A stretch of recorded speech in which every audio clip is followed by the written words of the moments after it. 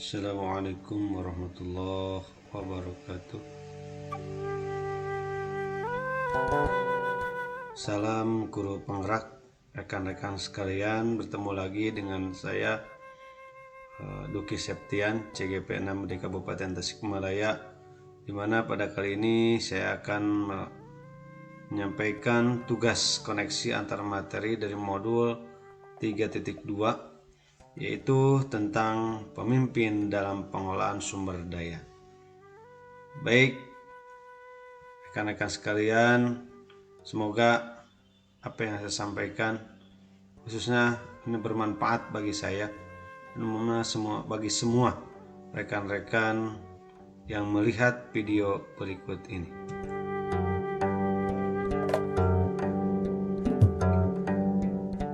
Dalam koneksi antar materi di modul titik 2 ini, yang pertama adalah kesimpulan, di mana pemimpin pembelajaran dalam pengelolaan sumber daya memiliki pengertian menurut hemat pendapat saya adalah kemampuan seorang pemimpin untuk memanage semua aset yang ada di sekolah secara maksimal. Dari sini pemimpin pembelajaran pun harus memiliki 9 keterampilan supaya dapat mengolah sumber daya atau aset, baik aset berupa fisik maupun non-fisik, sehingga menjadi kekuatan untuk menciptakan lingkungan pembelajaran yang baik, yakni pembelajaran yang berpihak pada murid. Maka murid dapat mencapai keselamatan dan kebahagiaan yang setinggi-tingginya, baik untuk pribadinya maupun untuk masyarakat.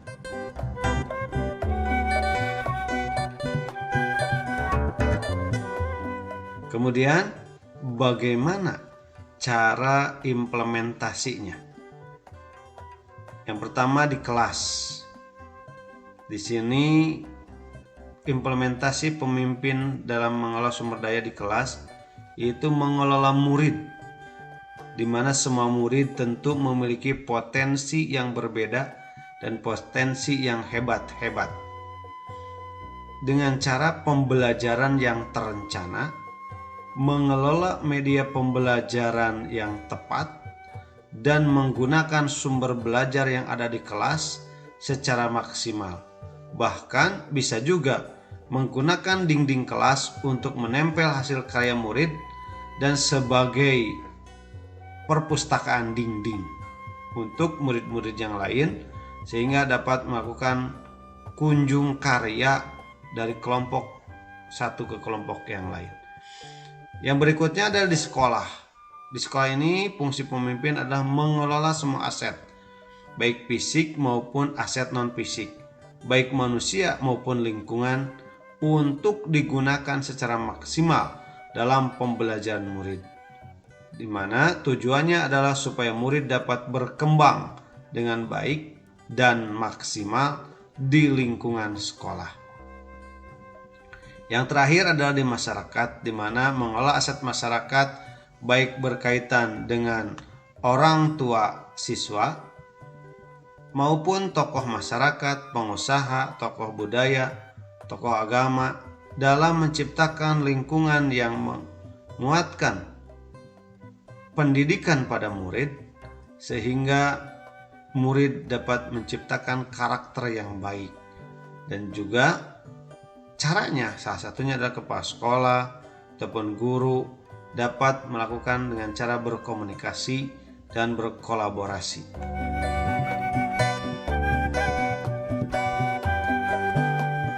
Lalu, apa hubungan pengelolaan sumber daya dengan pembelajaran murid? Di sini dapat kita lihat, tentu pengelolaan sumber daya itu akan ada hubungannya dengan pembelajaran murid.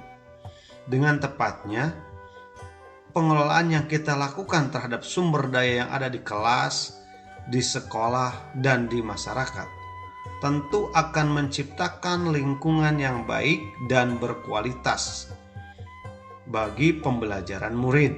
maka ini akan menjadikan murid lebih baik lagi dalam pembelajarannya. Contohnya di sekolah, dengan tertatanya buku di perpustakaan seperti buku-buku dongeng tertata dengan baik, buku pengetahuan umum, buku yang berkaitan dengan ensiklopedi, baik keagamaan ataupun umum, itu tentu akan memudahkan murid mencari buku yang mereka butuhkan. Dan dengan tertatanya lingkungan sekitar yang baik, sekolah halaman pun baik, kemudian lingkungan sekolah pun baik, maka murid dapat menggunakan halaman sekolah tersebut menjadi laboratorium alami untuk penelitian dan sumber belajarnya secara nyata.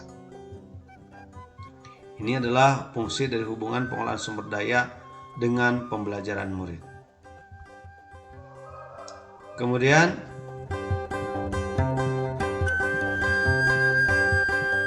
lalu apa hubungan pengelolaan sumber daya dengan modul lainnya?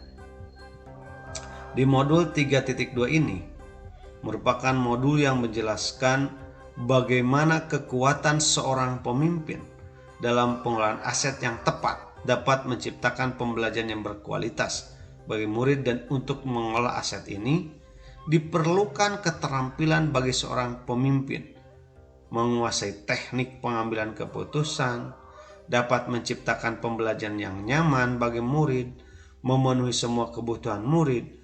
Maka dari modul 1.1 sampai 3.2 ini sangatlah erat kaitannya, karena semua ini adalah untuk mencapai satu titik tujuan, yaitu kebahagiaan dan keselamatan murid dalam kehidupan yang nyata secara maksimal.